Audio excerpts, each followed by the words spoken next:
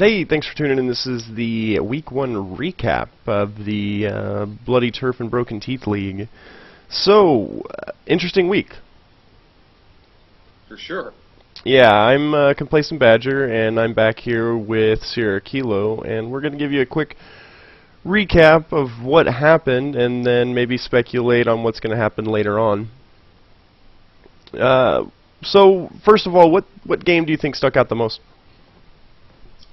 Well, I think that the Mass Rack, his Snarltooth Smashes, and the Sunday Speedwalkers, coached by Ducky Shoes, was the kind of the big game. 3 scores in it. That's the highest scoring game this week. Plus, obviously, the 2 casualties, which definitely makes for an exciting progression to week 2. Yeah, and I agree 100%. That was probably the best game, and unfortunately we weren't able to record it. Maybe next week we'll be able to record more of the games. But that was definitely a interesting game, to say the least. When we first started out, I had no idea how it was going to drop. It really came down to how well both coaches knew the other team. And I think it kind of showed pretty quick which one didn't do their homework. Right, I agree with that. You're not really expecting the Snarltooth Smashes to take a casualty in a game like that, especially against the Elves. But the Elves casualty, I mean, we were expecting some sort of injury out of that team. Once you get a hold of them, they're a little bit fragile. But it definitely seems like Massrack put a player in unnecessary danger, or took an unnecessary risk and paid for it with the life. Yeah, going up to that Treeman, even if you're using Black Orcs, that's always a risk that generally, even we spoke about it, we're not really willing to take. If it would have worked out for him, it would have looked really good, you know, maybe even killing, if not injuring, the tree for the next game. Would have been nice, but, you know, armor value 10, that's a long shot. Yeah, absolutely. And throwing a Black Orc against it without any skills is a little bit tough.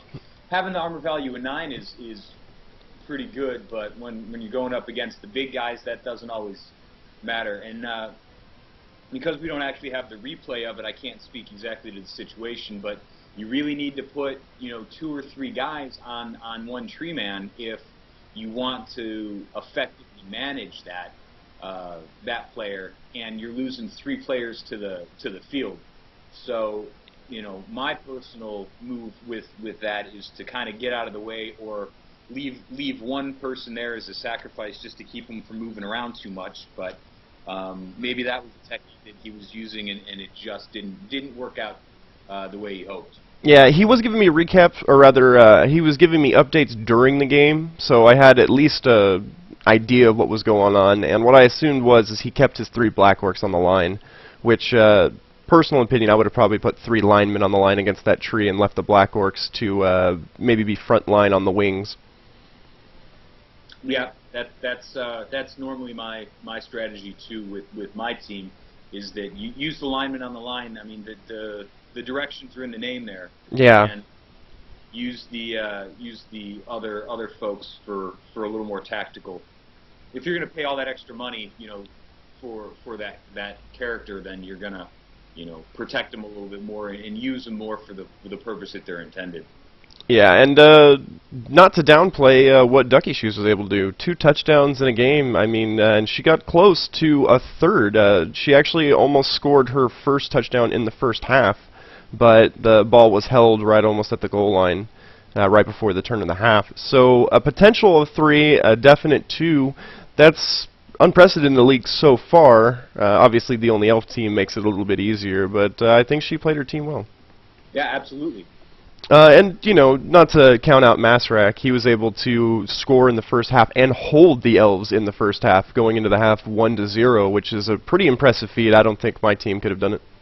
No, I don't think that there's going to be another coach who's going to be able to do that. That's a really interesting turn of events, because you're looking at an elf team is designed to be on the move, high movement allowances, and good ball control. You really would have expected them to be able to get all the way down the field at least once a half. Yeah.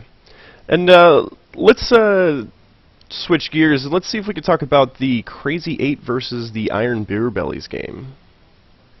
Another game that we didn't actually get to watch due to the lack of recording, but with the minor updates that we were getting to the game, we can kind of get an idea that it seemed like, once again, maybe homework wasn't done on the team to the extent that might have been necessary to pull out a victory.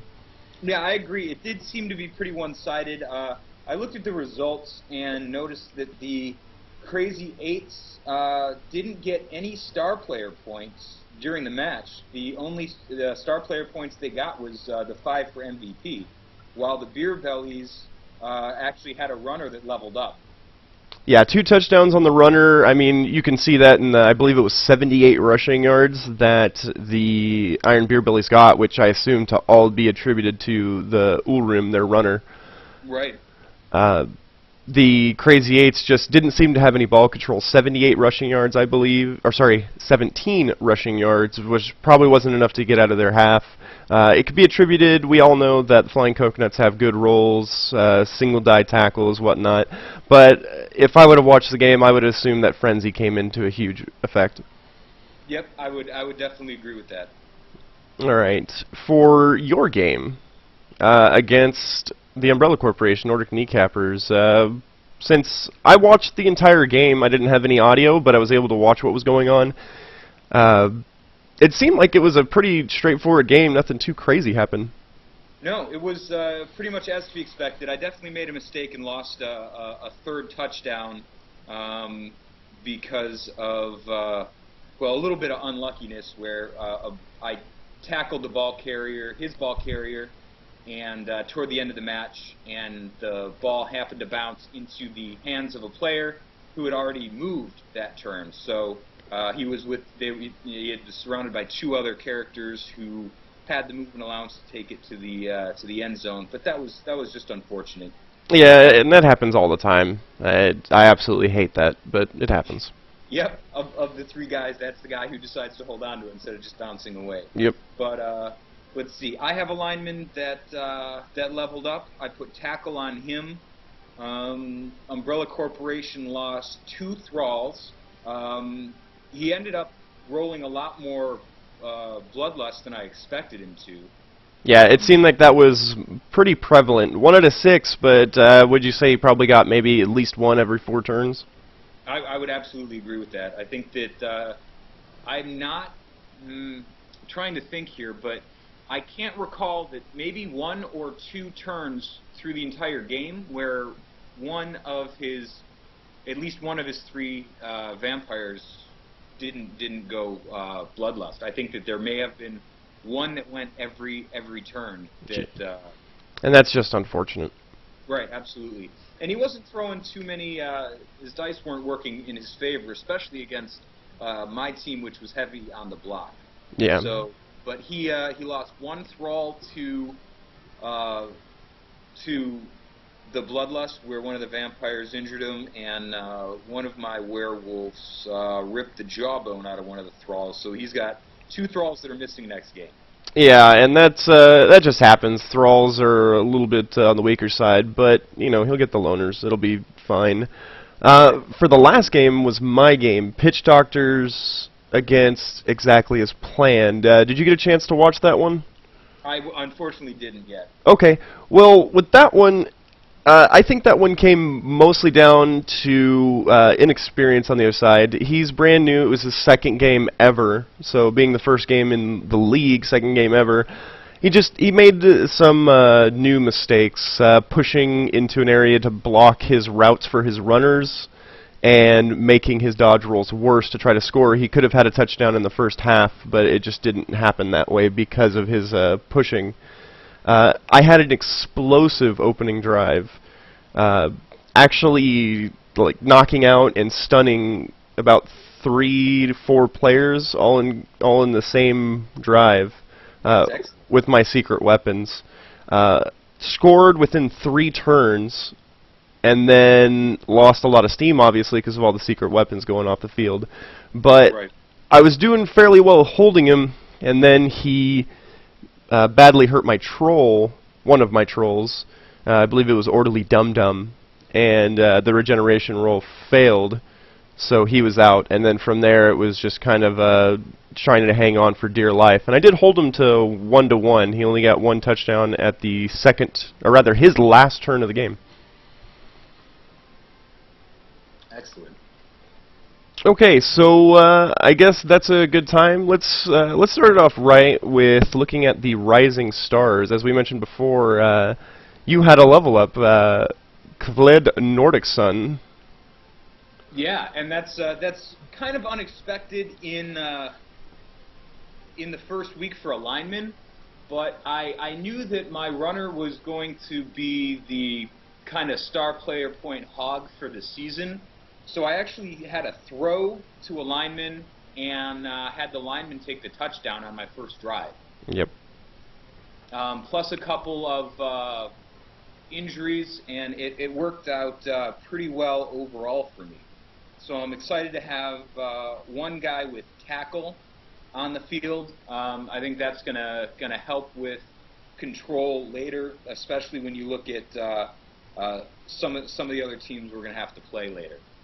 Yeah, I think tackle was a good choice. Got a couple teams with already that have dodge, and probably soon more as the season continues on.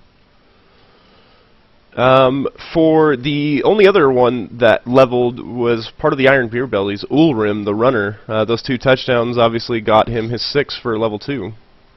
Right, absolutely. So, yep.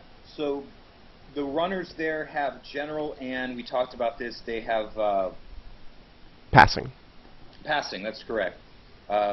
So what do you think that he's going to take on that guy, assuming that he doesn't roll doubles or a high for a stat point? Kind of hard to tell what he'll actually take. Depending on what kind of build, we talked about earlier that potentially turning one into a passer and one into a catcher, but I don't know if that exactly falls into the dwarf's playstyle, but it's very feasible, especially if he gets a good couple rolls on level up. Most likely what he's going to take, if he just rolls a standard roll, probably block on the runner, or if that doesn't meet his fancy, maybe sprint would be a good choice. Right, absolutely. I think that the dwarf team is notoriously low on movement allowances, so anything that you can do, whether it be take that pass or that sprint to get a little bit extra movement, which is, I mean, definitely something that a opponent isn't going to be expecting. But a good safe block is going to be a wise choice always as an opening pick. With the combination of sure hands and block on the runner, it'd be hard pressed to get the ball from the dwarf. The only thing to make it any worse would be to get dodge, and then that dwarf would be a hard runner to stop. True, true.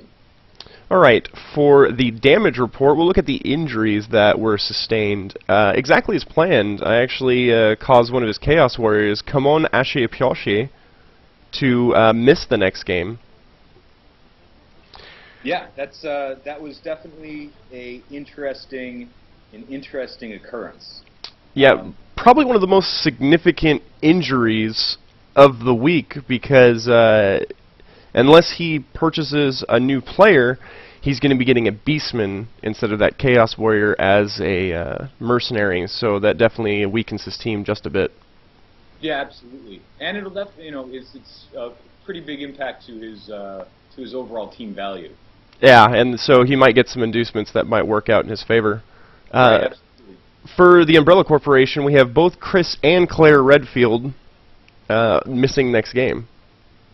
Yes, so that's 2 thralls down, but that's not as big of a problem as you'd think. He only has 30,000 in the treasury right now, so he's going to be taking the mercenaries, obviously.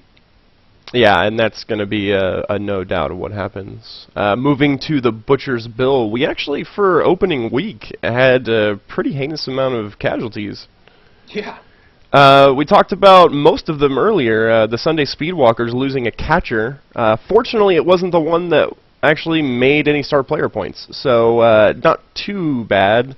Obviously, the reduction in 100 star player points team value might be bad, but the inducements for an extra reroll might work in her favor. Absolutely, and that's one of the interesting ways is you have to expect casualties and a lot of damage in Blood Bowl, and that's why I like the inducement system. Is it does a fairly good job of making sure that both teams are fairly well matched at every game. And it really comes down to skill on the field and coach's playing style, which is really what makes this game fun. Yeah. For also the same game, the Snarl 2 Smashes lost a Black Orc to that notorious Tree Man. Yeah, that'll be. We'll see what happens next week, because it would be a lessons learned week. Most definitely. I think Masrak's going to have to be keeping an eye out on Sturdywood and making sure that Sturdywood doesn't get to play. Right, absolutely. And for the last one, I actually lost a Goblin in my game. Yeah. How does that make you feel? 40,000 gold. I mean, my winnings were only 20,000, so I can afford the Goblin's feat, but not really too shamed. I mean, a loner Goblin, not that big of a deal. I'm probably not going to use too many rerolls on him anyways, so I think that'll be just fine. Right. Good. All right. I guess we should look into what looks like next week. Yeah, next week, as it turns out, is just it's a rematch with a flip of the home and away team. So, like I alluded to earlier, definitely a lessons learned week for week number 2. Seeing what the coaches who've already played against the opponent are going to do differently to try to either ensure another win or to change their fate from a loss to a win. And I agree 100%. I think I'm not sure if we're going to see much of a different game for each of the games being played. Maybe a couple decisions made differently. Obviously, roles will put that into effect, but I think the biggest game difference might once again be the Snarl 2 Smashes versus the Sunday Speedwalkers. That Black Orc being gone is a lot more devastating than that catcher being gone. Right, absolutely correct, because there's having the other catcher who actually got the star player points on the field is going to be the one that you're going to tend to favor anyways. And having something other than a catcher on the field might actually be a benefit to the team. Yeah, something else to take the hits. I'm interested in seeing what the Crazy Eights and Iron Beer Bellies do. I think Action Jackson has learned a lot from his previous game, and I think it's going to be a good game. Right, absolutely. I think that if not a victory, at least putting some points on the board is going to be the minimum goal of the Crazy Eights next week, and trying to see how better to play a dwarf team, because they're notoriously frustrating. There's not much that you can do to the dwarves that they're just going to stand there and look at you funny. Yeah. But I think that the roles are going to have an effect, but I'd like to see a strategy change where he can bring the dwarves down to 1 score or less, and get at least 1 on for him. And that'd be, it doesn't have to be a victory for the week, but it can be a victory for the overall campaign, to get a little more comfortable in his team and against opponents that are a little bit frustrating. Yeah, and I think holding the Dwarves to 1 touchdown, especially this early in the season, should be a very doable goal. And even if he doesn't score, holding it to 1 touchdown will show improvement. Absolutely, and there's plenty of room there. Yep. For the rankings, prior to going into Week 2, at the bottom, we have Master Moose and the Umbrella Corporation with that loss that he gained, 920 team value. 7th, we have Axon Jackson with the Crazy Eights, also suffering a loss, but keeping his team value at 1,000, so not too much there. Masrak in 6th with the Snarl 2 Smashes go with the loss, with the 910 team value, losing 90 from that Black Orc. Pretty significant drop. Won't be too noticeable in inducements next game, but maybe week 3. Right. In 5th place is actually my team, the Pitch Doctors. I did draw it to a tie, gaining me 1 point for the league, and my loss of a goblin brought me to 970 team value. Exactly as planned is in 4th. Hustler won, bringing it to that tie so that I didn't get the win with a team value of 910 due to the missing Chaos Warrior for the next game. So he's actually going to get 50 in inducements unless 60 in inducements unless he purchases something with his 90,000 winnings. Yeah, and I don't think that's going to be necessary. Yeah, I agree. The Iron Beer Bellies pulling in at 3rd, Flying Coconuts with the win, 3 points, 1,010 on the team value. That should go up once he levels up, so he will most likely have the highest team value of the league. Nordic Kneecappers in 2nd. Good job with that. 3 points, 1 victory, and you are tied right now with Flying Coconuts, but your team value will stay while his will not. And then pulling in 1st, which, to be perfectly honest, I don't think anybody would have expected immediately or even later on Ducky Shoes taking a 1st place, but I'm glad to see it happen. Yeah, absolutely. A good coach, a good team, and a well-played match. So I agree with that. One thing that she does have to look at, she does have the lowest team value right now, unless she changes anything on her team, which I don't remember her winnings exactly. I don't know if much change can be had. She has 90,000 in her petty cash. Okay, so her team value could jump back up, but as of right now, prior to week 2, she is lowest team value. So we'll see how that affects her. I don't think it's going to be that big of a deal. I concur. All right, well, I think that's it for us, and we'll see you week 2. Farewell.